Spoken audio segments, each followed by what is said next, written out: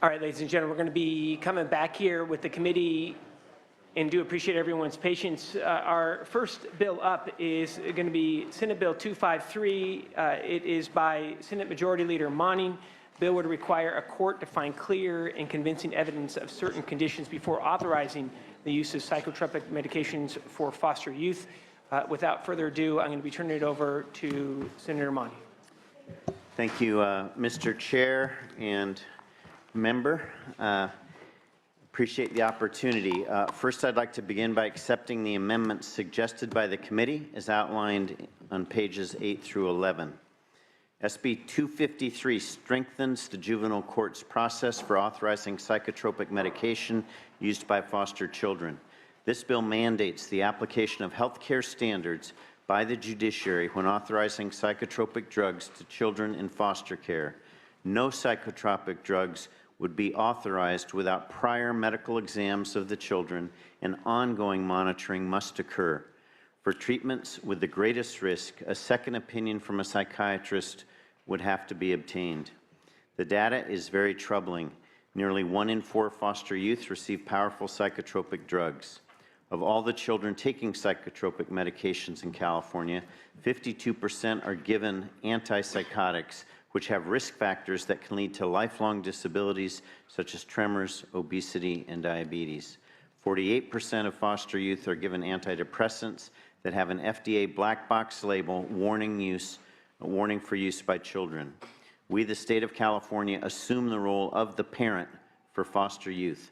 It is the job of the legislature to address this problem for a voice that is not often heard. Mr. Chair, your committee held an informational hearing several weeks ago regarding the topic of foster youth and the use of psychotropic medication. I know you had some of that testimony also earlier today. As a committee, you've heard from foster youth and advocates on behalf of foster youth that the system needs to be changed. SB 253 seeks to address this issue. Respectfully ask the committee for its aye vote. Mr. Chair, with your permission, I have several witnesses here to testify in support of the bill. Starting with Mr. Michael Place, who is a former foster youth. Thank you. Thank you so much,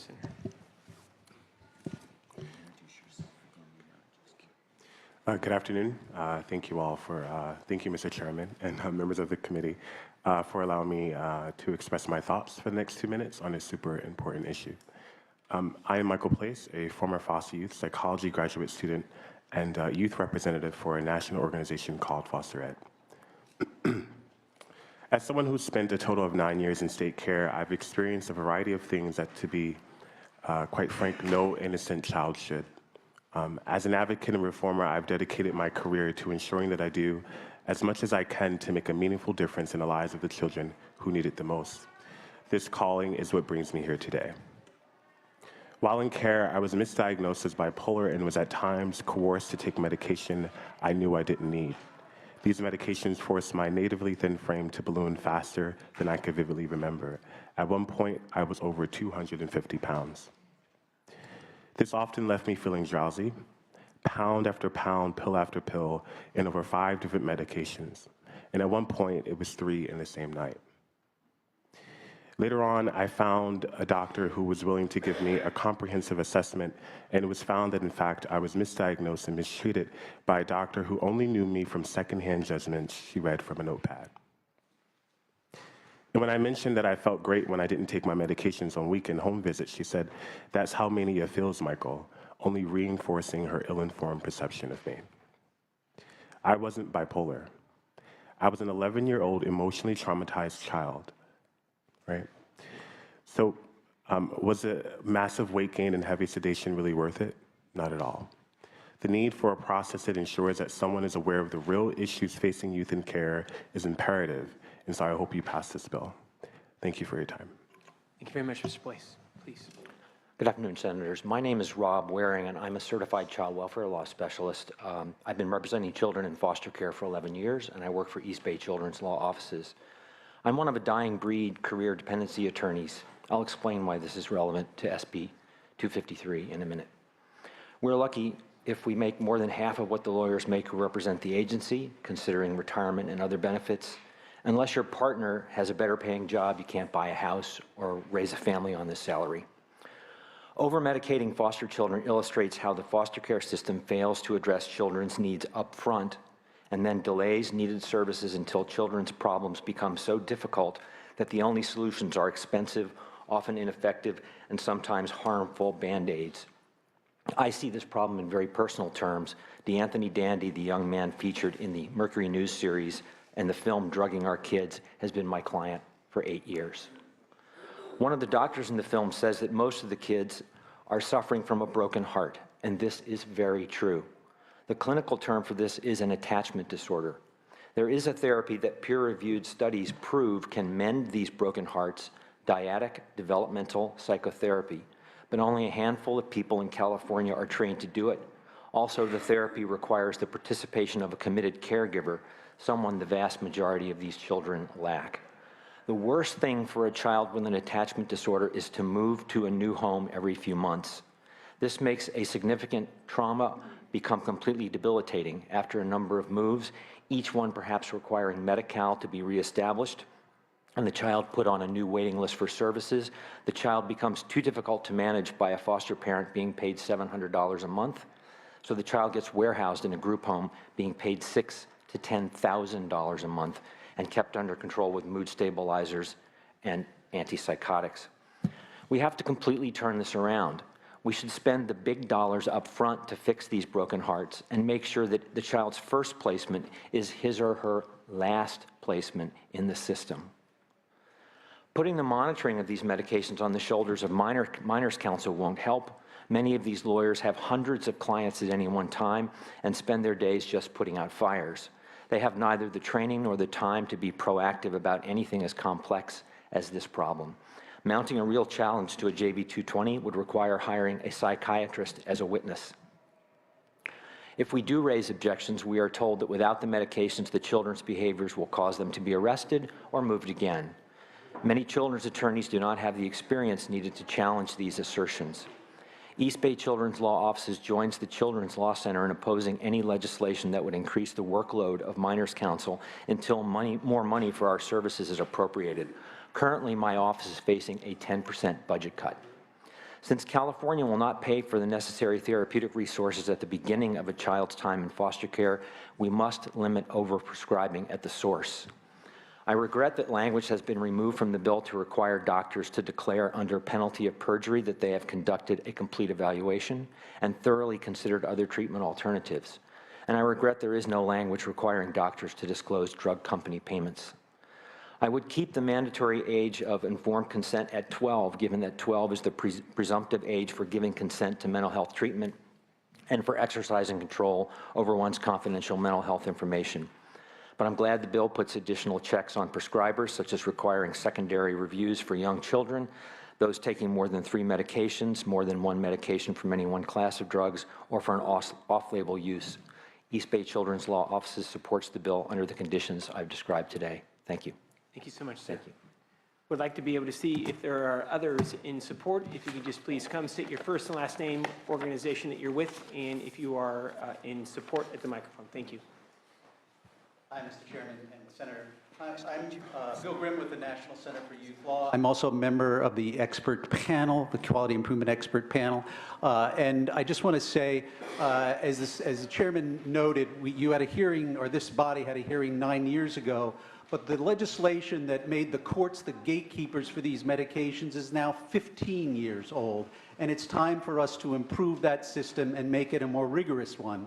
Secondly, it's time also for us to have foster children have the same kinds of protections that we afford under our legislation when people are being subject to these kinds of medications. We have many more protections for prisoners in county jails and state prisons. We guarantee these protections to sexually violent predators when they are prescribed these medications. And we also guarantee further protections to the elderly who are in nursing homes given these protections. So I urge your support of 253 to bring foster children in line with the protections we already afford to other citizens of California. Thank you so much, sir. Appreciate all your work. Good afternoon. Good afternoon. My name is Brenda Dabney. I'm a director at the Children's Law Center.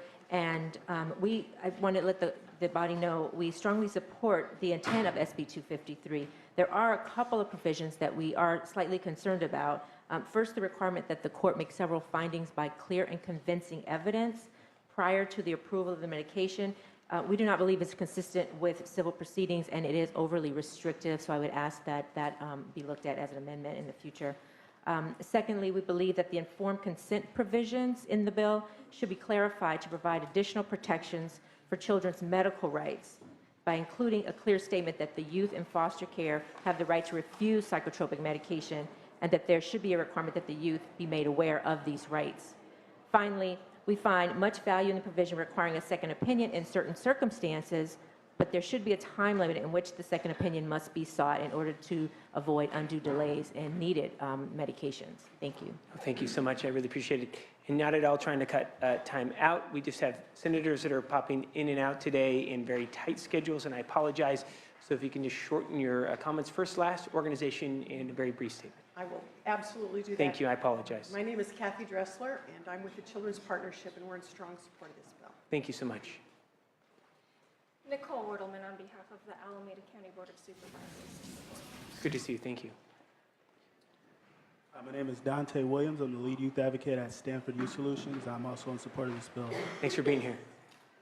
How you doing? Kyle Spore, leader with the California Youth Connection. We're in strong support. Thank you so much. Hi, my name is Dolores. I'm a former foster youth and current student. I was medicated in the foster care system. I wasn't medicated in the foster care system, and after I left, I was severely medicated. Due to the medication, I developed severe lifelong tremors and tardy dyskinesia. Some of the side effects now will be lifelong, like drooling and weight fluctuation. In 2012, I was over-medicated. I woke up in the hospital with tubes down my throat.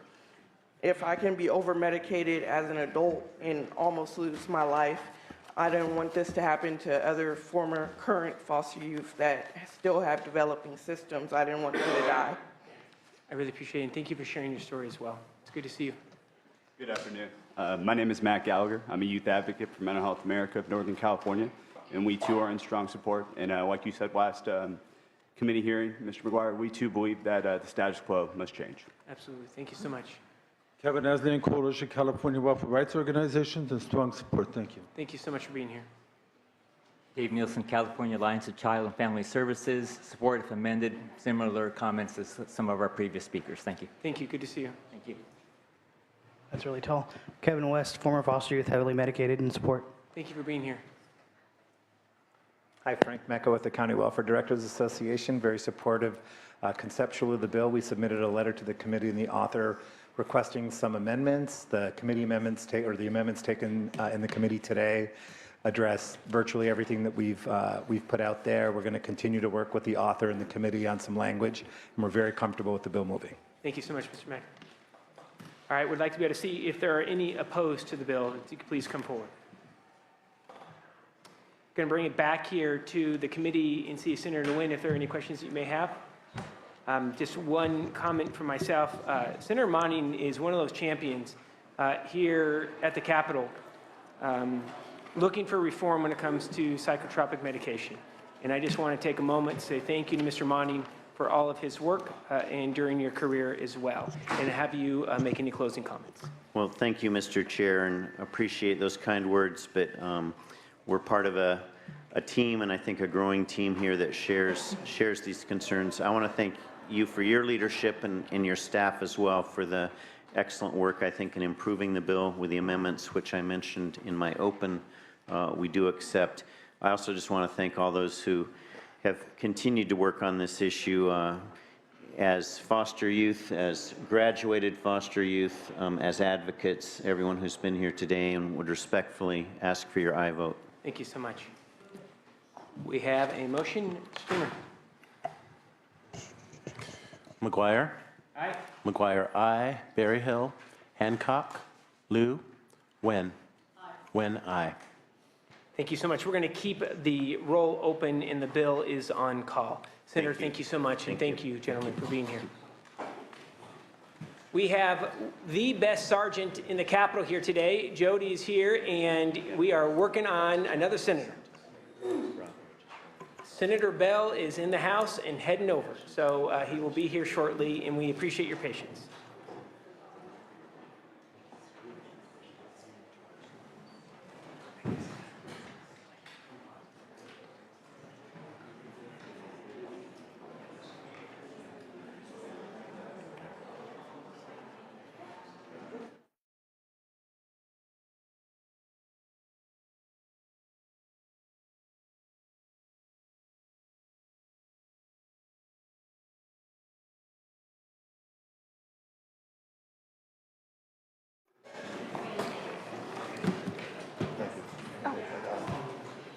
Okay.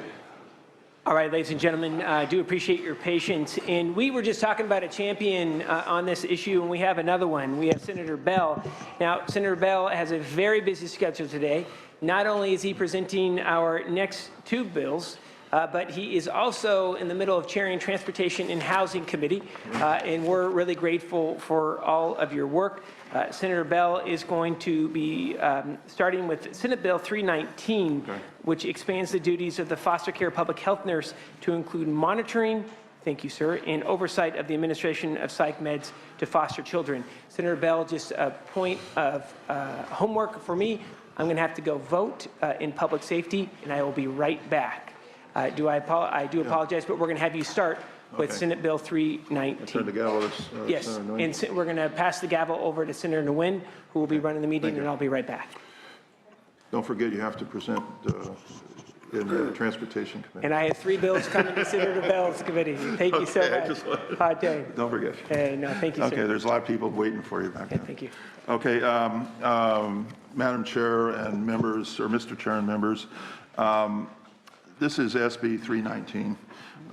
Nearly 1 in 4 children in foster care and 56% of the children in group homes are receiving psychotropic drugs without adequate oversight. And I realize there are some cases that warrant psychotropic drugs, but the state must ensure that these powerful drugs do not replace other effective and necessary treatment. The drugs should only be the final alternative after all their treatment options are exhausted. This bill, SB 319, utilizes public health nurses, who are a great resource within the child welfare system, to oversee the medical monitoring of foster youth psychotropic drug use. The bill also mandates psychotropic drugs to be recorded on all foster youth health passports. As foster youth moves their medical history, and psychotropic drug use also moves with them, to provide health professionals with access to the important information. In this case, I have witnesses. I request your aye vote on this matter respectfully. Thank you. Witness.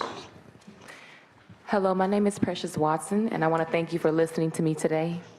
I'm 23 years old, and I've been in foster care since I was 4 years old. Today, I'm going to tell you a couple of my experiences I had with psychotropic medications. The first medication I had was Trileptal.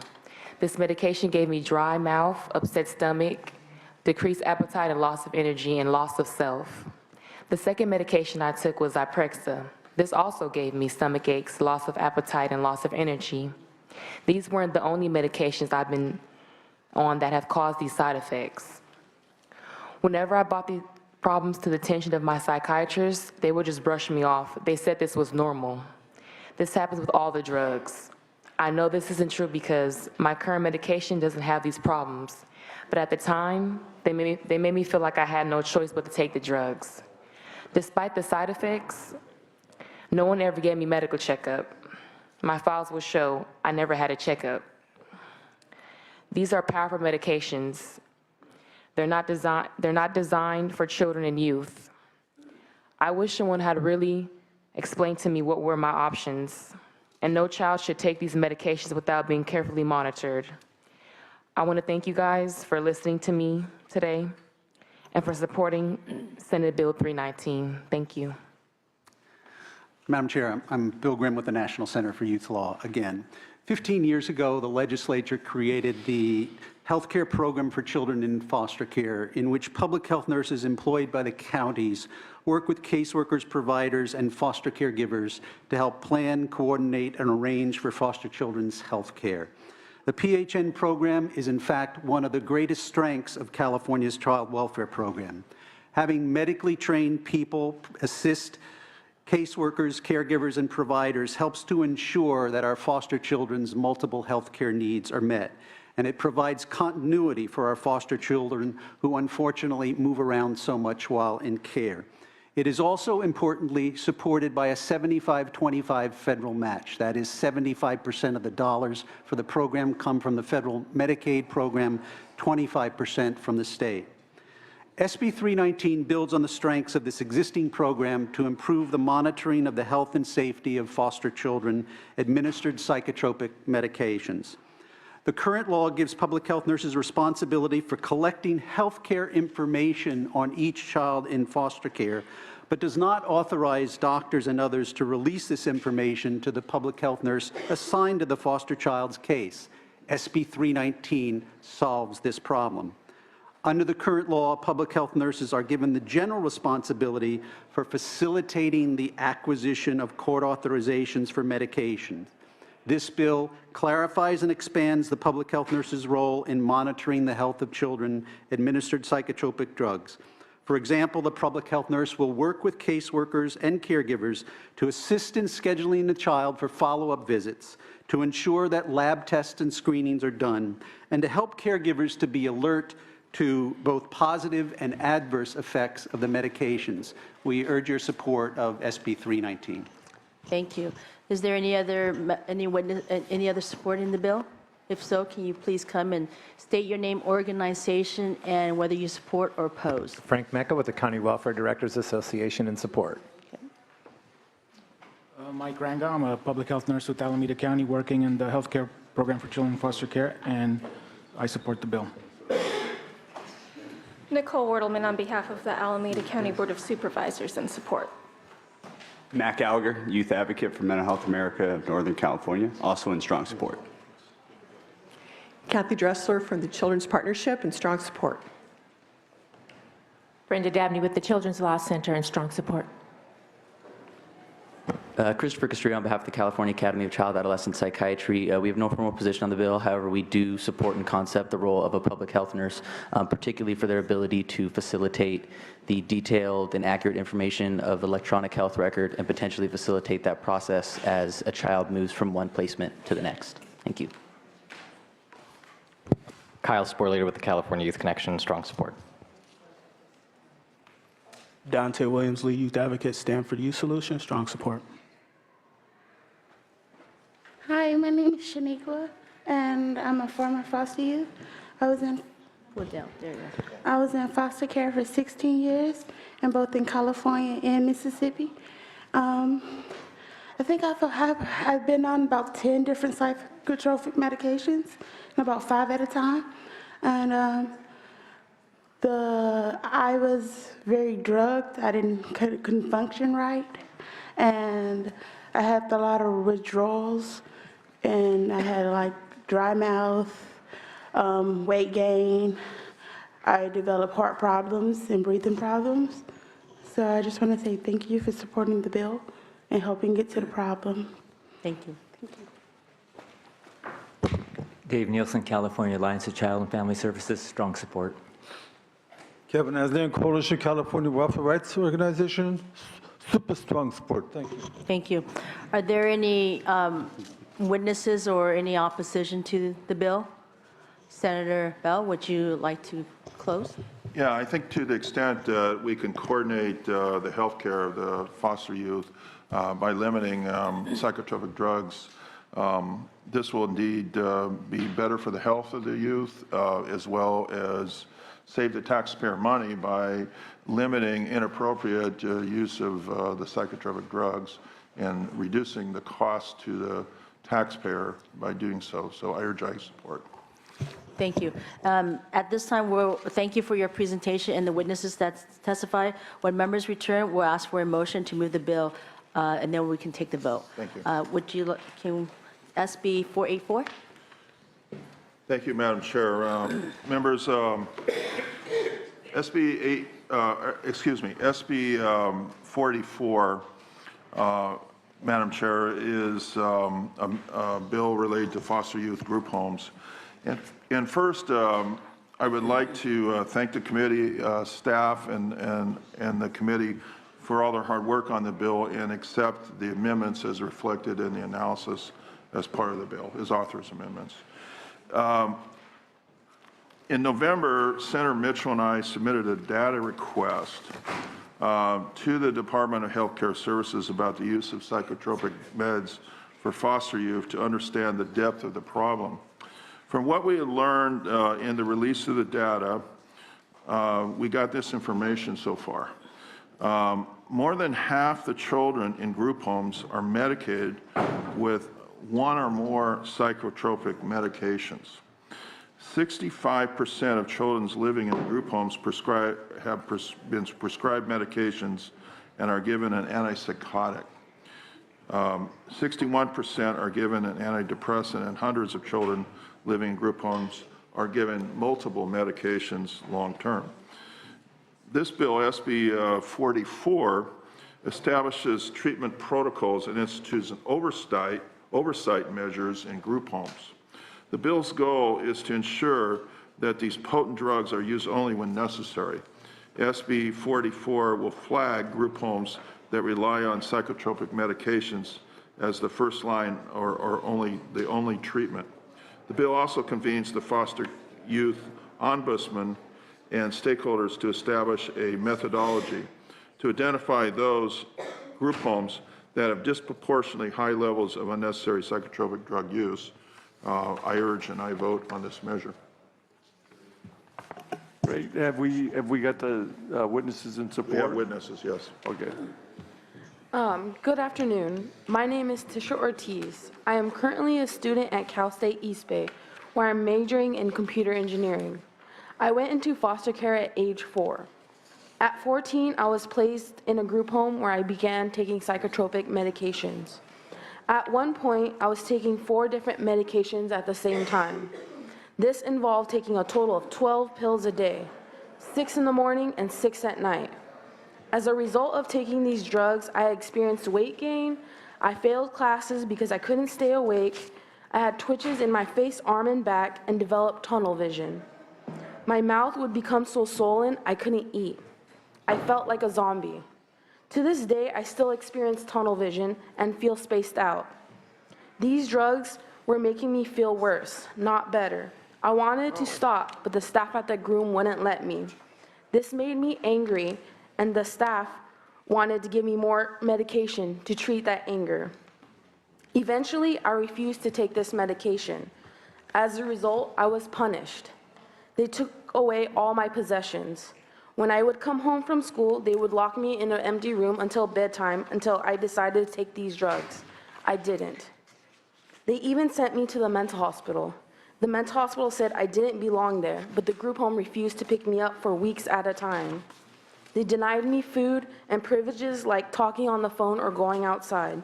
I didn't even go to school at times. I eventually got kicked out of that group home for not taking medications.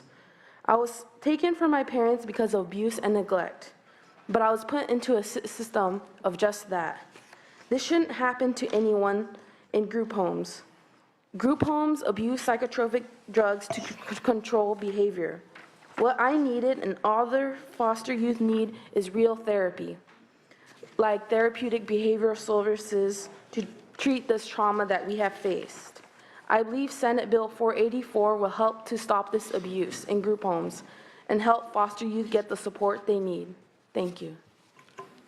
Thank you so much, and really grateful that you're here. Really nice job. What we'd like to be able to do is, please go right ahead. Thank you, Mr. Chairman. Bill Grimm with the National Center for Youth Law in support of Senate Bill 484. I wanted to note a couple of other statistics. Both you, Mr. Chairman, and Senator Bell have quoted the statistics about 58% of our children in group homes on psychotropic medications. But it's important to note how many children we're talking about.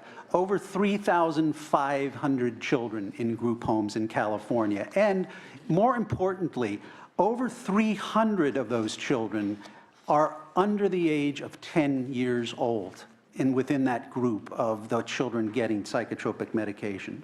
One other thing I want to mention about the drugs is that the prevalence of antipsychotics and antidepressants that both the chairman and Senator Bell have noted, these are the drugs that are considered the most risky for children and adolescents and carry the highest warning that the FDA can impose on these classes of drugs.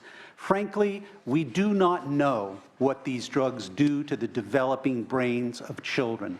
We do know that they cause rapid weight gain, type 2 diabetes, and a host of cardiometabolic other disorders in children.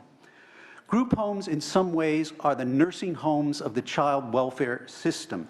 Just as some nursing homes for many years and even now continue to rely upon antipsychotics to control dementia patients, so too do our group homes rely upon the same drugs to control and sedate children. The reason for such practices existing in nursing homes are the same as in group homes: poorly paid staff, inadequately paid staff, and an inadequate number of staff. SB 484 draws upon professional standards of care, including the recently published California guidelines for the use of psychotropic medications for children and youth in foster care, just posted on April the 10th. These criteria will be used, as the Senator has indicated, to identify group homes suspected of using psychotropic medications in an inappropriate and unsafe manner.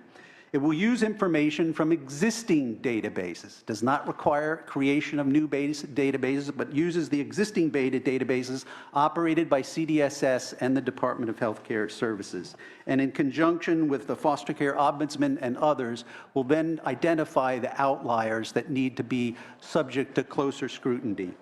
We urge your support of Senate Bill 484. Thank you. Very grateful. If it's all right with the committee, what I'd like to be able to do is to go to support and oppose, and we'll open it up for questions. All right. If there are individuals that would like to be able to speak in support of SB 484, if you could please come forward to the microphone. And again, I apologize due to time constraints. If you would not mind, first and last name, organization, and a very brief statement if need be. Dante Williams, Stanford Youth Solutions, in support of the bill. Thank you, Dante. Brenda Dabney, the Children's Law Center. We support, but simply ask that there be a consideration of the fact that there could be medications as part of a comprehensive treatment plan in the types of group homes and to account for the different types of group home care. Thank you. Dr. George Stewart, as a child psychiatrist with 35 years of experience working with foster children, I strongly support the bill and couldn't resist putting my paddle in the water here. No, I love it. Thank you, doctor. Very grateful. Matt Gallagher, Youth Advocate for Mental Health America of Northern California, also in strong support. Thank you, Mr. Gallagher. Kathy Dressler, the Children's Partnership, strong support. Thank you. Kyle Sporlater with the California Youth Connection, in strong support. Rebecca Gonzalez, National Association of Social Workers, California Chapter, in support. Thank you. Kevin Aslan, Coalition California Welfare Rights Organization, strong support. Thank you. Thank you. Thank you so much. I appreciate everyone's cooperation, and again, not trying to be pushy on that. Are there any individuals that would like to be able to speak opposed to the bill? Would like to be able to bring it back to the committee and see if we have any comments or questions? Mr. Vice Chair. Just one quick one.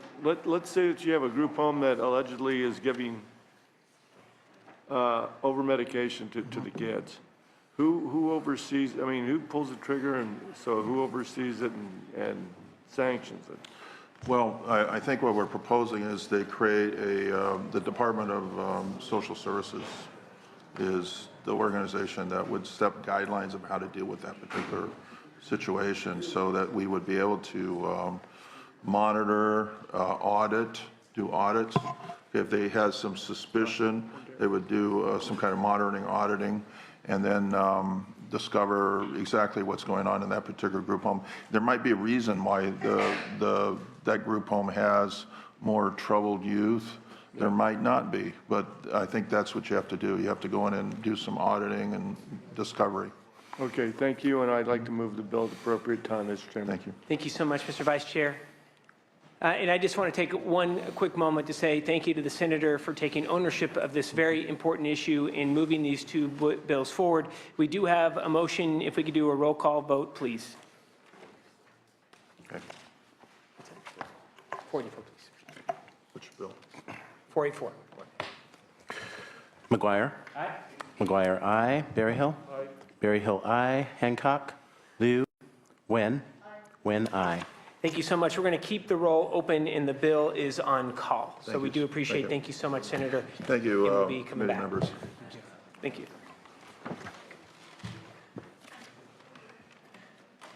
All right, so why don't we just take a quick vote on Senate Bill 319? We have a motion. Thank you so much, Senator Nguyen. Roll call vote. McGuire. Aye. McGuire, aye. Berryhill. Berryhill, aye. Hancock. Liu. Wen. Wen, aye. Thank you so much. Let's keep the roll open, and the bill is on call. I do know that we're going to be having the senators coming in, both Hancock and Liu. What's that? Oh, that's due consent. Is there a motion to approve? We moved it, and let's do roll call. McGuire. Aye. McGuire, aye. Berryhill. Berryhill, aye. Hancock. Liu. Wen. Wen, aye. We're moving. We're going to keep the roll open, and the bill is on call. And Ms. Mitchell is on her way. She is moving. All right. We're going to take just a 30-second break, I believe, and I apologize. I'm going to turn the reins over to the vice chair. I have to present 3 bills in transportation and housing. I'll be back. And again, I really apologize. Tuesdays, I have 5 committee meetings, so I apologize. We have a big one up today. So thank you so much, and capable hands of the vice chair.